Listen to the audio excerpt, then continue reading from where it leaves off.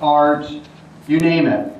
So there were all these sort of democratized global communities that were gathering online. No one had ever seen anything like it. So clearly it was going to change everything.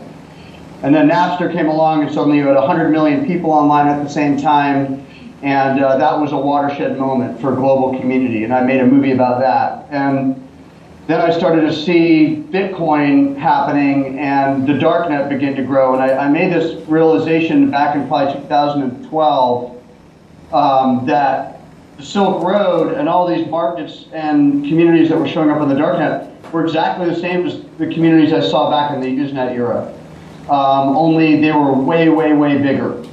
So I wanted to make a movie about that. And then around that time, Ross got arrested, and I sort of dug into examining his case specifically. And you know, was Lynn talking to you guys before the movie? Yeah, she talked before the movie. The whole family did. Oh, great. So I got to Lynn pretty early, and it was really clear very early on that something was awry, and that there was a lot that we didn't know and a lot of misinformation. And so my story kind of, I wouldn't say my motive took a left turn, but with a documentary, you're always focused on human beings, or you should be anyway. And the more I got close to the Obert family, the closer I got to the case, the more I realized, and the closer I got to the Silk Road community too, the more I realized how political the entire thing was. And that really sort of galvanized my focus. So you're not just a badass documentary maker, you're also a badass philosopher. All right, good. That's what I was hoping to hear. So thank you very much. And I really love the movie. I think it summarizes, and it goes into just as much. It goes into enough detail and depth that it really can touch on the logic and the emotional side of things. So. Well, one other question. You had mentioned Napster and some of the Usenet stuff. What is your viewpoint on intellectual property? It's kind of a little bit of an oddball question. That's a very big question. I mean, the short answer is, you know, I felt very strongly about this when I did the Napster movie, but the short answer is that technology and the digital revolution and the digital sort of era that we're embarking on, and we're only at the very beginning of it. It's a huge change for human culture. It's going to change everything, right? And I don't say that in some kind of, you know, Pollyanna-ish way, like we should all just drink the Kool-Aid and sing Kumbaya as the boat sinks, right? You know, there are good things that are happening via technology, and there are bad things that are happening, and there's all manner of things in between. IP, copyright, you know, how we have privacy online, what are our citizens' rights. All of these questions are completely up in the air and undecided. And, you know, some people are beginning to figure out some answers to these questions, but it's super early. So my general feeling is more global. It's like, don't demonize things that aren't out to do things that are wrong just because they're new. You have to have somewhat of an open mind as we go into new terrain. Everything is going to change. Copyright moving forward in IP is not going to be the way it was in the industrial age. That is just a fact. Well, sure. I mean, even with Spotify and all the streaming services that we're seeing now emerge, I mean, it's already moving away from this. And it's infancy. Yeah. It's all in its infancy. Yeah. Well, thank you again. I really appreciate the movie. So, also, we're organizing a Dread Pirate Roberts Day on September 8th. I don't know if you're in social media on Facebook or whatnot, but having your support behind that would be really, really awesome as well. So. Yeah. You know, I'll try to get the other Dread Pirate Roberts to come on. Yeah, sweet.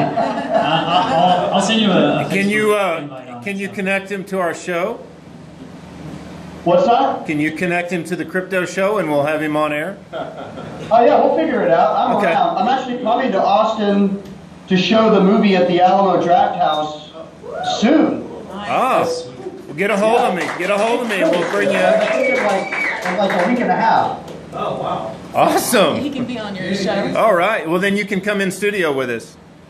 Yeah, we'll figure that out. Cool. Drop me an email. We'll figure it out. All right. No problem. And the next question, who was the... Hi, my name is Michael, and so at this point I'm really felt really bad about the way the trial went. It seems like he was railroaded. So are there legal scholars analyzing all the procedural things. It seemed like, it seemed unbelievable to me that they couldn't cross-examine a witness. That just sounds nuts.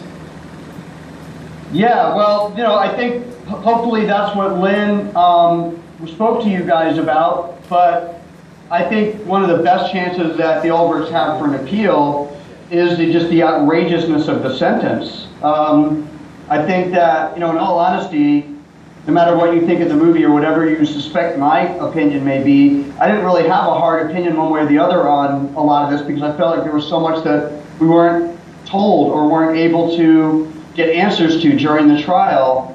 A lot of people just made very rash opinions one way or the other about things that I think are pretty grave, and you can't make rash opinions about, attempted murder and all kinds of accusations that weren't formulated as proper charges. And I think that, frankly, a sentence of, when I went to the sentencing, it was really the first time that I just felt categorically that things were really wrong. And that it was really unequivocal, and you couldn't really argue that things had gone down fairly because, people who have committed actual caught in the act murder don't get life in prison without the possibility of parole. So, clearly they were making an example out of Ross. The judge was blunt about the fact that she was making an example out of Ross. And I think that is so sort of clearly extreme that gives the Ulbrichts an opening, perhaps the first opening they had, frankly, at the chance of an appeal. Questions? I was wondering, did you build some kind of emotional attachment to Ross? When I saw that last scene, I kind of welled up with tears when I saw Ross talk about what he wanted to do in the next 5 years and how he wanted to have a family. And I've got a young family myself. I can't imagine not having them. So do you have any personal emotions that you found at the end of the project about Ross? Well, here's the thing. I never met Ross. I was not able to communicate with him until after the movie was over because of the timing of my movie and the fact that there was a trial going on. And it wasn't, just to be clear, it wasn't like the prosecution and the jail wouldn't let me get to him. I mean, they may not have. We didn't even get that far. But his defense attorney, I think very rightly, felt it was dangerous for me to tangle face-to-face with Ross because it could in some way hurt his trial. And I agree. That was something that I was very, very cognizant of going in. When I first met with Cindy Cohn, who's the chief counsel for the Electronic Frontier Foundation, who's in the movie, one of the first things she said to me was, "Don't fuck up this guy's trial," And it was, sorry if there's kids out there, but I curse like a sailor. Sorry, I got kids all around me right now too. It's horrible. But the reality of it is that this was something that I was very, very cognizant of, staying out of the way of in any way damaging the Ulbrichts case. So the short of it is, I never met Ross. I had no interaction with him.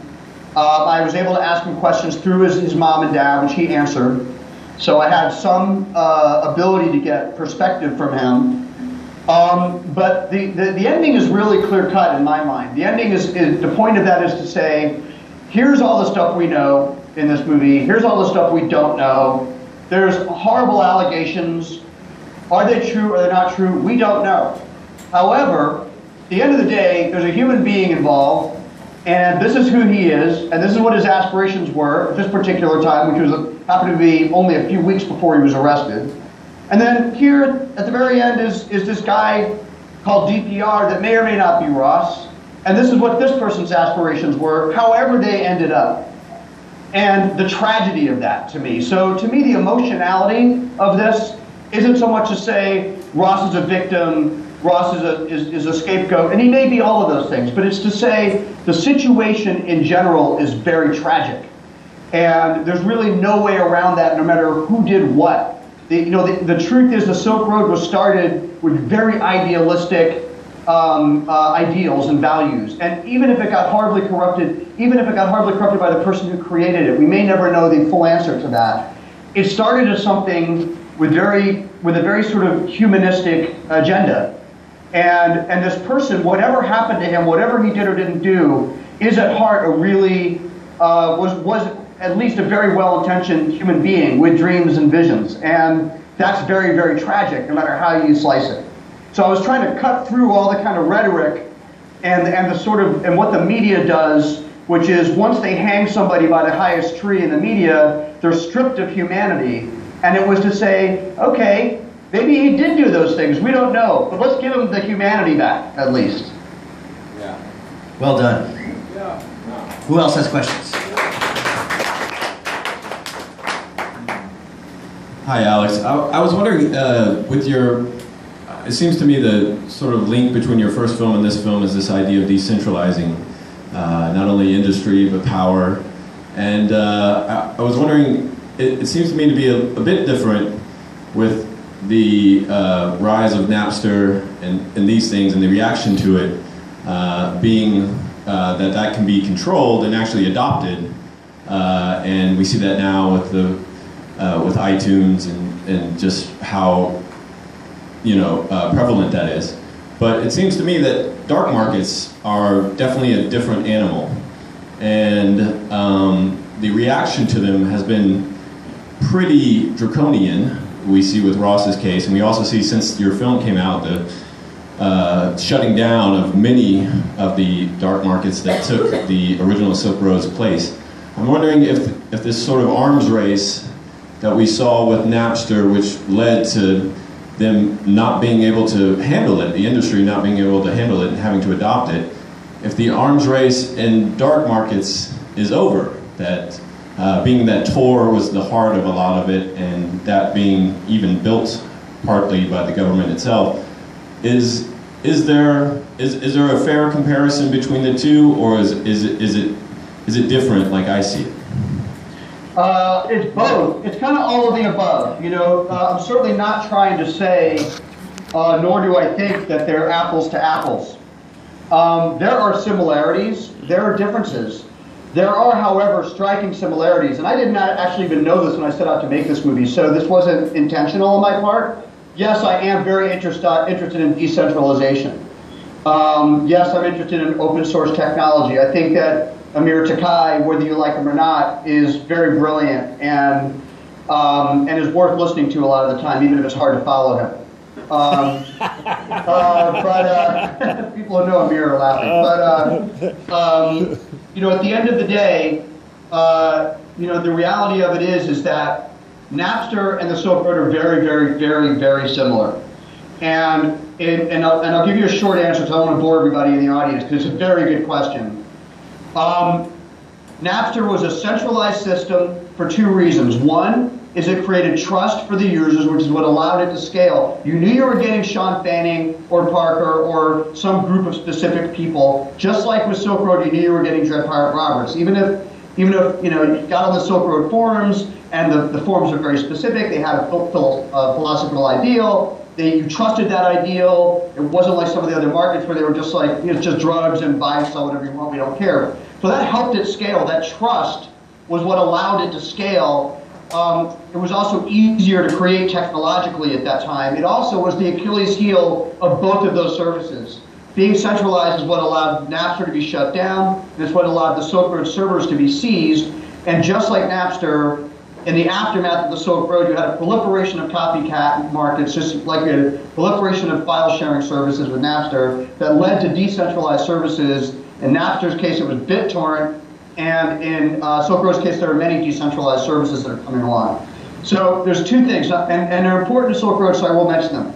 You said iTunes, and you said that Napster had become legitimate. I would argue that it has not become legitimate. I would argue that Napster today is as revolutionary today as it was then. There are services that have become legitimized services, iTunes, Spotify. You might want to ask the record labels how legitimate you think those services are. They think those services are essentially, piracy-oriented, thieving parasites that have gutted their industry. The RIAA, the MPAA are spending millions and millions of lobbying dollars trying to shut all of those kinds of services down. So, and then BitTorrent on the decentralized side is extremely contentious, and torrenting, which grew out of Napster, is not regarded as legitimate at all, and is regarded as roguish, thieving behavior. And that's a massive community of hundreds of millions of people around the world who are in what is looked at as a rogue community. So that's Napster. On Silk Road, you have exactly the same thing, because you have these dark markets which aren't going anywhere, and they are going to become legitimized in one area. The drug war is going to end.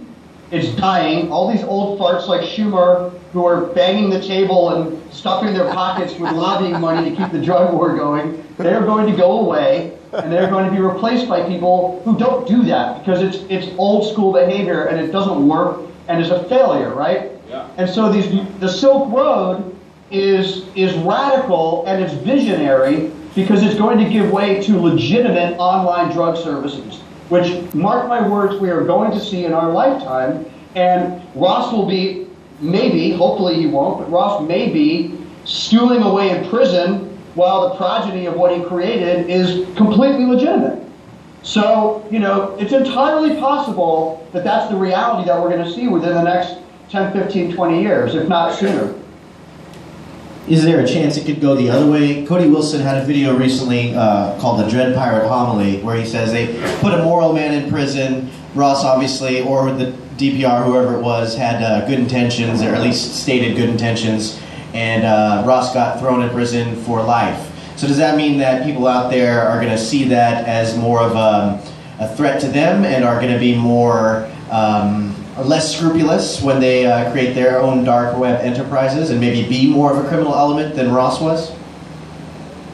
You know, it's always possible. You know, the file sharing services that came after Napster didn't care about their users. They were, I mean, most of them, they were pretty mercenary, and it was kind of a grim world to be in. Having been a Napster user, I kind of got offline because it was just, there wasn't anything compelling about it. It was just impersonal. And I'd say a lot of the same thing with the dark markets that have come since Silk Road. They just steal their customers' money and close down a lot of the time. However, the technology is going to expand into things beyond drugs. Just like Silk Road was about stuff beyond drugs, it was about this notion of a free market, right? So, you know, things like Open Bazaar, there are other darknet markets that are not, you know, just about contraband. And so it's early days. We're going to see this, you know, the internet is evolutionary. Like you said about Tor, sure, it may have been funded by the US Navy, but it sure as hell isn't just a government-run tool. I mean, it's a tool that can be used by all different kinds of people, including people who are very opposed to all kinds of government intervention and malfeasance all over the world. So I think we'll see the same thing with these technologies, combining cryptocurrency with free markets or sort of open source markets, and they're going to evolve in all different kinds of ways. You got one? All right. Yeah. I want to compliment your style, professionalism, and video work. Really enjoyed watching this piece. Oh, thank you. Is there any way that we can write letters to Ross or do anything? Yes. Yeah, you can go to freeross.org and there's an address. And that's the thing I was actually going to say was Ross and I started communicating after the movie was done. I wrote him a letter, he wrote me back, and we started exchanging letters. So, you know, he would be happy to get letters from people and books or whatever else, and his mom's got that on the website. And printed pictures. What's that? Printed pictures. Yeah. Alex, do you feel the defense will cite other cases where federal judges had colluded with the prosecution? For example, with the Enron Nigerian barge trials and Merrill Lynch defendants were able to successfully appeal because the trial judge, Ewing Werlein Jr., it was found that he did, in fact, collude with the prosecution as well as rejected exculpatory evidence from the defense. And and a follow-up would be, with what you were saying, all these old farts like Schumer going by the wayside and new guys coming in, do you feel that these new politicians will impeach these corrupt federal judges? Yeah, I mean, the Southern District of New York is not going anywhere. You know, Schumer isn't going anywhere anytime soon. The DA, you know, the judges, it's the chief prosecutor. You know, I'm not a defense attorney. I don't know what Josh is going to do. I know that he called for a mistrial a number of times during the trial, which is it's a tactic to sort of state for the record that they feel that there's malfeasance. So I'm sure he's going to pick apart Judge Forrest, what he views as Judge Forrest's unfairness in not allowing him to present his case. Whether he's going to go so far as to try to claim collusion, I really couldn't tell you. I mean, it's really outside my jurisdiction. I can only tell you that philosophically, I'm not sure if that would work because, you know, they really need to be able to prove that they have a case that they weren't able to put forward. And, you know, I guess the only way that collusion would work is if you were going to just claim biased or reduced sentence. And I'm not even sure you could do that with a federal appeal. The rules are really specific. So there's no doubt that there was some form of collusion, but in a way,